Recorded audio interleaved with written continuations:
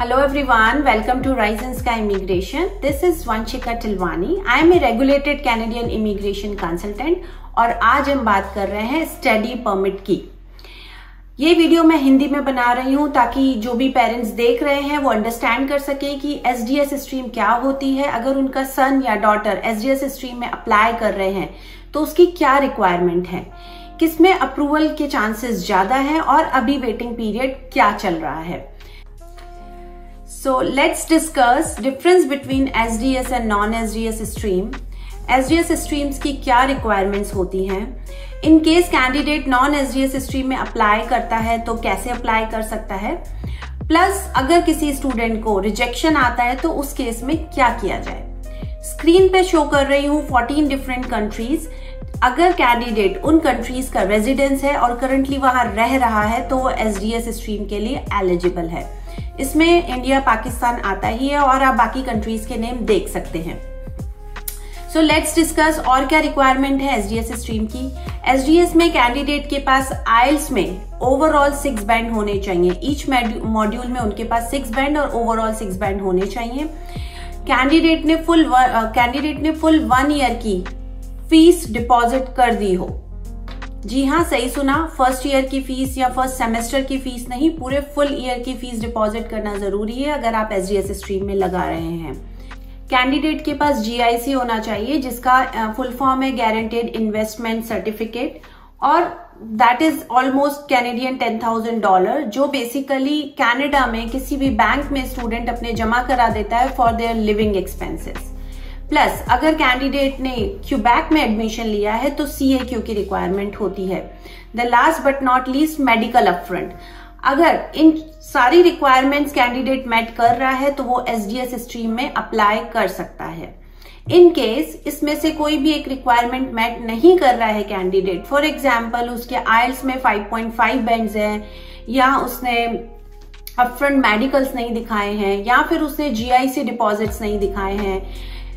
Agents बहुत सारे mislead करते हैं कि फर्स्ट टर्म की फीस जमा करा दीजिए और आपका स्टडी परमिट हो जाएगा एसडीएस स्ट्रीम में, तो इसमें फर्स्ट ईयर नहीं फुल 1 ईयर की फीस डिपॉजिट करानी होती है। तो इसमें से अगर कोई भी रिक्वायरमेंट आप मेट नहीं कर रहे हैं तो आपकी एप्लीकेशन नॉन एसडीएस स्ट्रीम के अंडर में जाती है। अब हम डिस्कस करते हैं प्रोसेसिंग टाइम और अप्रूवल रेशियो। एसडीएस का यूजुअली जो प्रोसेसिंग टाइम होता है वो अपना 20 डेज होता है, लेकिन अभी ये प्रोसेसिंग टाइम 3 to 4 मंथ्स हो गया है। In case of non SDS हम स्टैंडर्ड टाइम लेके चलते हैं कि कैंडिडेट का एप्लीकेशन अप्रूवल या रिजेक्शन 4 to 5 मंथ्स में आएगा।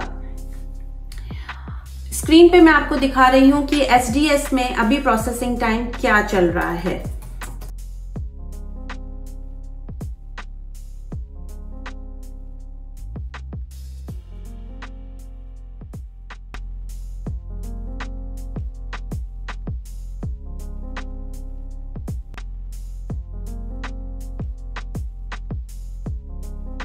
अब हम डिस्कस करेंगे processing time for SDS and non SDS application, approval rate के चांसेस किस में ज्यादा होते हैं and what is my recommendation कि हमें कौन सी एप्लीकेशन लगानी चाहिए।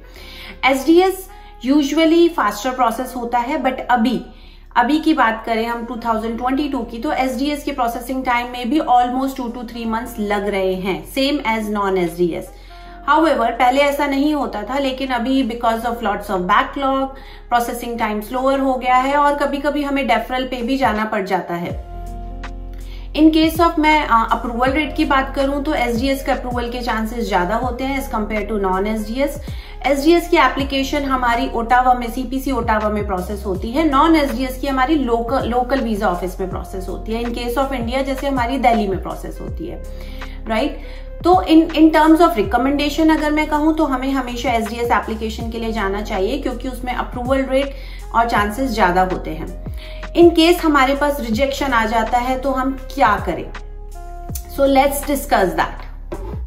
रिजेक्शन आने पे कैंडिडेट सबसे पहले अपने जो रिजेक्शन रीजन है उसको फाइंड आउट करने की कोशिश करे। फॉर एग्जाम्पल, अगर कैंडिडेट ने गलत कैटेगरी में अपनी एप्लीकेशन लगा ली है या फिर कैंडिडेट ओवर क्वालिफाइड है और उसने गलत कोर्स चूज कर लिया है या फिर किसी एक बैंड में उसके 5.5 हैं और उसने एसडीएस स्ट्रीम में लगा लिया है, कोई भी रीजन हो सकता है, आपने एसओपी में गैप नहीं मेंशन किया है या आपके स्ट्रॉन्ग फाइनेंसेस नहीं है, कुछ भी रीजन है। अगर आपको लगता है कि आप उसको जस्टिफाई करके रीअप्लाई कर सकते हैं तो आप सेम टाइम पे रीअप्लाई करें। Otherwise the option number 2 is reconsideration. हम रिकंसिडरेशन के लिए भी अप्लाई कर सकते हैं। थर्ड ऑप्शन हमारे पास है, अगर हमारे पास सफिशिएंट टाइम है, डेफरल हमारा आफ्टर 6 मंथ का मिल रहा है, तो हम अपने GCMS और ATIP नोट्स रिक्वेस्ट करें। वीजा ऑफिसर के नोट्स आने के बाद जो उनका रीजन है वो हमें पता चलेगा एक्चुअल, और उसको जस्टिफाई करते हुए ही हम रीअप्लाई करें। बट इन केस कैंडिडेट के पास डेफरल में ज्यादा टाइम नहीं है, सपोज उसको डेफरल नेक्स्ट 2 या 3 मंथ्स के बाद का मिला है, तो I won't recommend to wait for the ATIP notes, because ATIP notes या GCMS नोट्स आने में ही 1 to 2 मंथ्स लग जाते हैं। तो कैंडिडेट की सिचुएशन के अकॉर्डिंग हमें डील करना है, रिजेक्शन रीजन के अकॉर्डिंग डील करना है। हमें देखना है कि कैंडिडेट की प्रोफाइल कितनी स्ट्रांग है, उसके अकॉर्डिंग ही हम लोग एनालाइज करके ये पता कर सकते हैं कि हमें फिर से अप्लाई करना है कि वीजा ऑफिसर के नोट्स का वेट करना है। किसी भी तरीके की इंक्वायरी के लिए आपको अगर नहीं समझ आ रहा है कि स्टडी परमिट एप्लीकेशन कैसे लगाएं, आप SDS में एलिजिबल है, नॉन SDS में एलिजिबल है, आपको कौन सा कोर्स चूज करना है, तो आप हमें रीच आउट कर सकते हैं। अगर आपकी स्टडी परमिट रिजेक्शन से रिलेटेड या स्टडी परमिट से रिलेटेड कोई भी इंक्वायरी है तो आप स्क्रीन पे दिए गए नंबर पे कांटेक्ट करें। We are approve from government of Canada और हम सिर्फ कनाडा वीजा में ही डील करते हैं। Thank you so much for watching.